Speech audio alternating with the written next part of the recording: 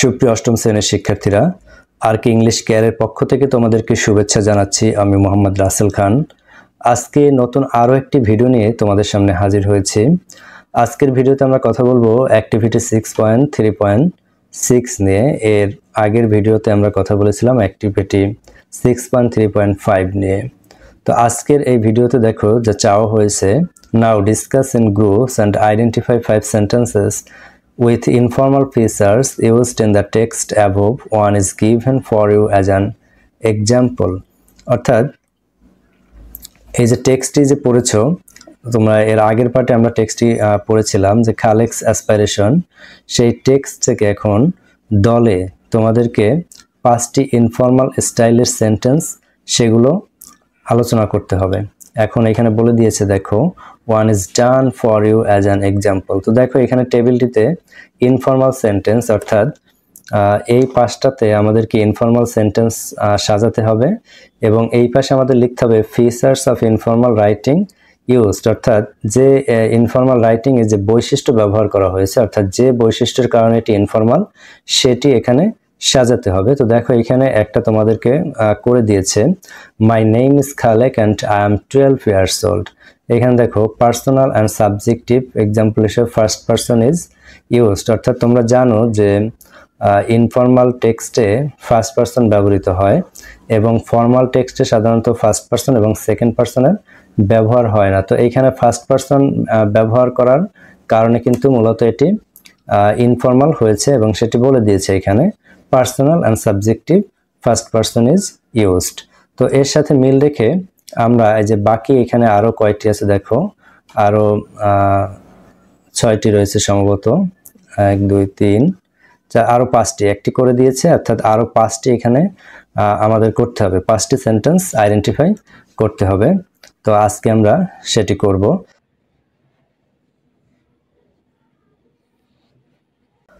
প্রিয় শিক্ষার্থীরা, আমরা অ্যাক্টিভিটি 6.3.6 এর আনসারটা এখন একটু দেখে নেই।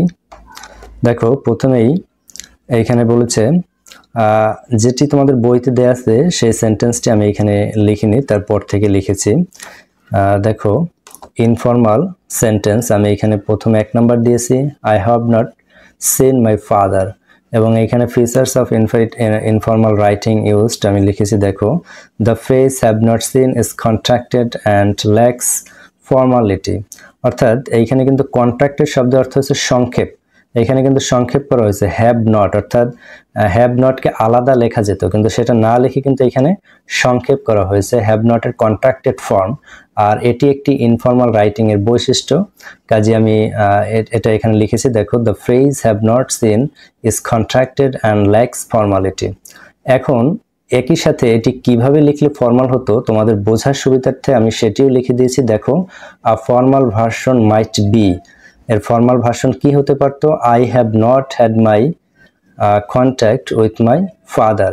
এই টেক্সটটিকে I have not seen my father না লিখে যদি এভাবে লেখা হতো, I have not had any contact with my father, তাহলে এটি ফর্মাল হয়ে যেত। যদি এটি তোমাদেরকে লিখতে বলে নাই, কিন্তু তোমাদের বোঝার সুবিধার্থে যেহেতু এটা কেন ইনফর্মাল এবং এটার ফর্মাল রূপ কি হতে পারত তাই আমি লিখে দিয়েছি। এরপরটা দেখো 2 নাম্বার বলেছে, It was too hard for me. It was too hard for me. এই সেন্টেন্সটি একটি ইনফর্মাল সেন্টেন্স। এটি কেন ইনফর্মাল দেখো, the use of too hard for me is simple and informal। অর্থাৎ আমরা যখন বৈশিষ্ট্য পড়েছিলাম ইনফর্মাল এবং ফর্মাল রাইটিং এর, তখন দেখেছিলাম কি যে ফর্মাল রাইটিং এর বৈশিষ্ট্য হচ্ছে এটি কমপ্লেক্স বা কম্পাউন্ড হবে, জটিল হবে সেন্টেন্সটি, আর সিম্পল সেন্টেন্স হলে সেটি ইনফর্মাল। তো দেখো এখানে too hard for me is a simple and informal।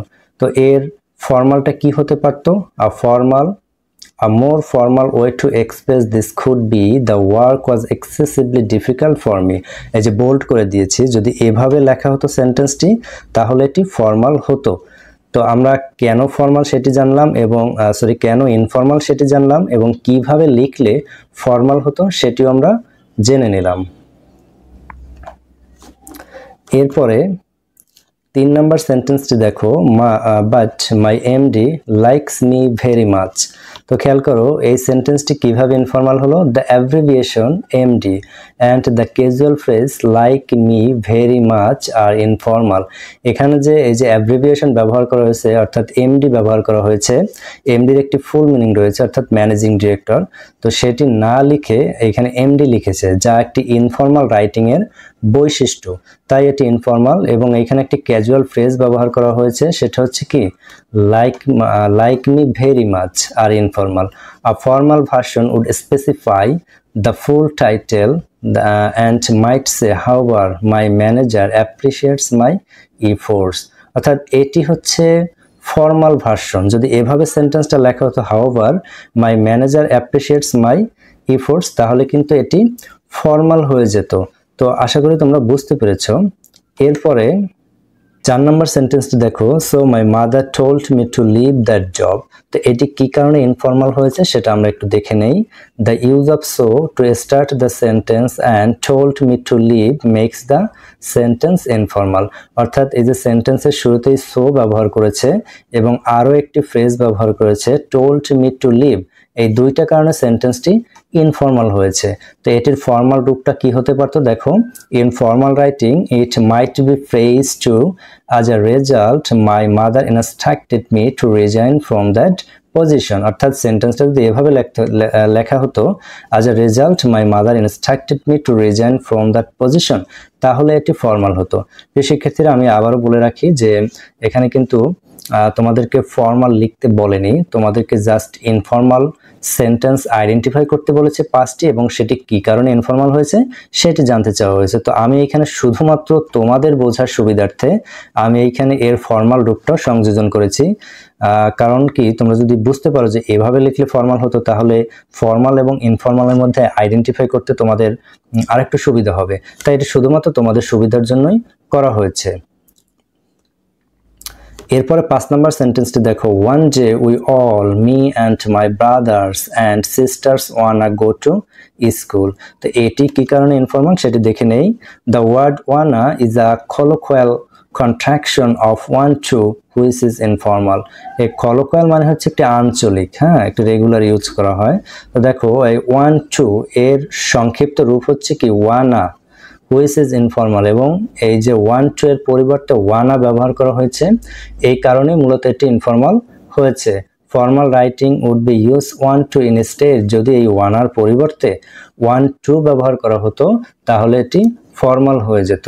তো প্রিয় শিক্ষার্থীরা, আশা করি তোমরা এখান থেকে 5টা ইনফর্মাল সেন্টেন্স বুঝতে পেরেছো এবং সেটি কি কারণে ইনফর্মাল হয়েছে সেটিও বুঝতে পেরেছো।